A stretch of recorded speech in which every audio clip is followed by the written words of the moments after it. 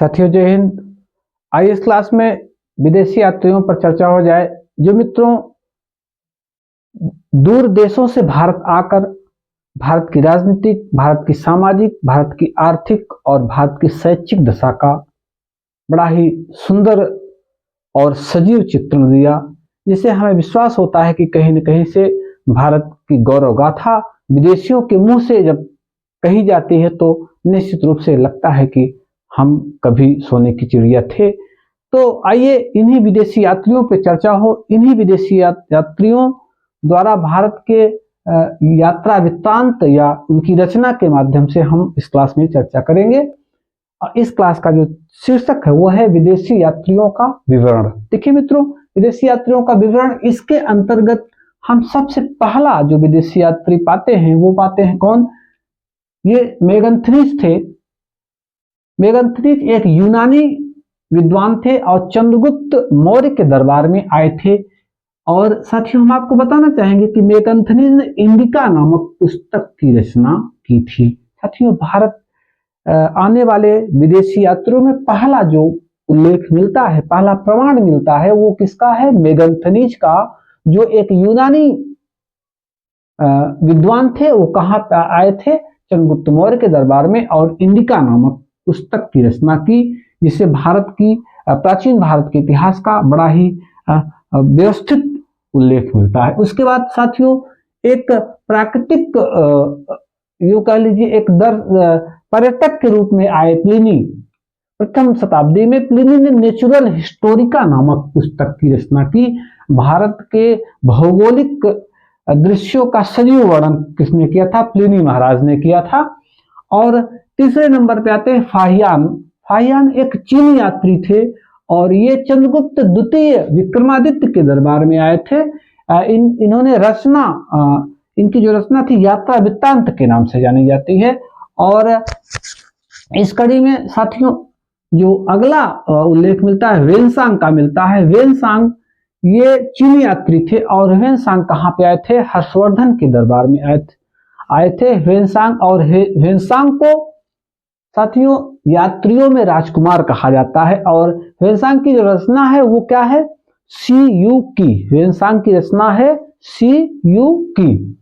अब उसके बाद आते हैं इत्सिंग। ये भी चीनी यात्री थे और ये 7वीं शताब्दी के आसपास इनका उल्लेख मिलता है। उसके बाद साथियों आते हैं अल-बिरूनी। ये एक अरबी यात्री थे अल-बिरूनी, और अल-बिरूनी महमूद गजनवी के शासन के समय आसपास भारत आए थे।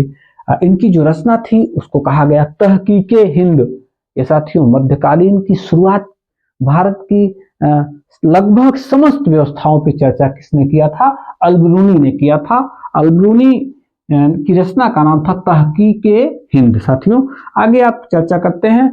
मध्यकालीन यात्रियों का राजकुमार मार्को पोलो को कहा जाता है। ये वेनिस के यात्री थे और ये पांड्य नरेश के दरबार में उपस्थित हुए थे। मध्यकालीन यात्रियों में राजकुमार इब्न बतूता, साथियों नाम सुने हुए होंगे। इब्न बतूता ये मोरक्को का निवासी था और भारत में कब आया था? ये 1333 में भारत में उपस्थित हुए थे मोहम्मद बिन तुगलक के शासक काल में। और इनकी जो ऐतिहासिक रचना थी साथियों, जहां से बहुत प्रश्न बनता है, उसको रहला कहा गया। ये इब्न बतूता की रचना है रहला। ध्यान देंगे आप, इब्न बतूता की रचना। इब्न बतूता मोहम्मद बिन तुगलक के शासनकाल में भारत आया था और मोहम्मद बिन तुगलक ने इब्न बतूता को दिल्ली का काजी भी नियुक्त किया था साथियों। और इब्न बतूता को विदेश एक राजदूत भी नियुक्त करके भेजा गया था। तो साथियों अगली कड़ी में जो हम आपसे चर्चा करेंगे, अब्दुल रज्जाक फारसी यात्री था। ये देवराय के शासनकाल, विजयनगर के शासक देवराय के शासनकाल में आया था। कौन? अब्दुल रज्जाक। उसके बाद निकतिन आता है। ये रूसी घोड़ों का व्यापारी था। ये बहमनी राज्य में आया था। और बारबोसा पुर्तगाली यात्री था। ये जो है कृष्ण देवराय के दरबार में उपस्थित हुआ था। ये लोग कृष्ण देवराय ही नहीं बल्कि दक्षिण भारत के इतिहास के बारे में बड़ा ही सजीव वर्णन किए हैं।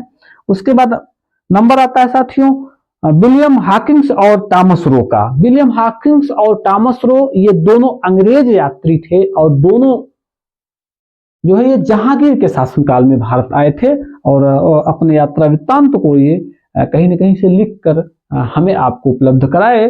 विलियम हॉकिंस और थॉमस रो ये दोनों जहांगीर के शासनकाल में उपस्थित हुए, भारत आए। ये दोनों अंग्रेज थे, इस बात को भी आप ध्यान देंगे। ये विलियम हॉकिंस और थॉमस रो दोनों अंग्रेज थे। साथियों, अगले स्टेप पे पीटर मुंडी का नाम आता है। ये इतालवी यात्री था, शाहजहां के शासनकाल में भारत आया और शाहजहां के शासनकाल में भारत में जो भयानक अकाल पड़ा था, इसका भी सजीव वर्णन किसने किया था?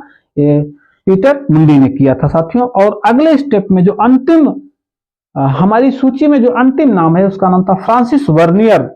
फ्रांसिस वर्नियर ये जो है साथियों शाहजहां के दरबार में उपस्थित हुआ और travels in the Mughal empire में इन्होंने रचना की। Travels in the Mughal empire साथियों, ये पूरे भारत में जो प्राचीन काल से लगभग आधुनिक काल तक आते आते ये जो यात्रीगण आए, ये भारत की सामाजिक दशा, आर्थिक दशा, राजनीतिक दशा, भारत की भौगोलिक दशा, यूं कह लीजिए भारत का सजीव वर्णन किया। इन विद्वानों ने कहीं न कहीं से सही रहा होगा। कुछ न कुछ कलम के सिपाही अगर सो गए तो वतन के मसीहा वतन बेच देंगे। साथियों, ये कहीं न कहीं से एक अंडरस्टूड बातें थी कि देखा कुछ गया रहा होगा, लिखा कुछ गया रहा होगा, लेकिन हाँ फिर भी कंपैरिजन करने पे आज भी लगता है कि कुछ इनकी रचनाएं सजीव और वास्तविक हैं।